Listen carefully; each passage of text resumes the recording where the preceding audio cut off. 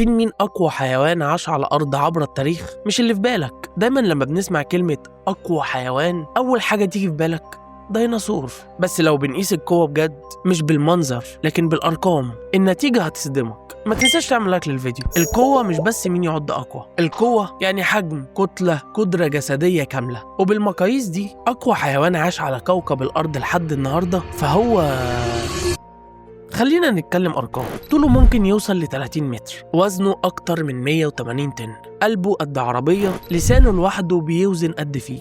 تخيل الكتلة دي كلها بتتحرك تحت المية. ده تعريف القوة. أنا ما قلتش الحوت الأزرق أقوى حيوان جه على مر التاريخ، أنت قلت، أنا ما قلتش. طب فين الديناصورات من الكلام ده كله؟ الجاذبية كانت محددة برضه، لكن المية بقى، المية سمحت للحوت الأزرق إنه يبقى عملاق من غير ما جسمه ينهار. المدهش بقى إن أقوى حيوان على مر التاريخ مش بياكل لحم. الحوت الأزرق بيتغذى على كائنات صغيرة اسمها الكريل. يعني القوة مش دايما معناها عدوانية. القوة الحقيقية مش في الشراسة، القوة في السيطرة، في الحجم وفي التوازن. ودي كانت وجهة نظري. هل انت مالكش رأي في الموضوع ده؟ مين أقوى حيوان جه على مر التاريخ؟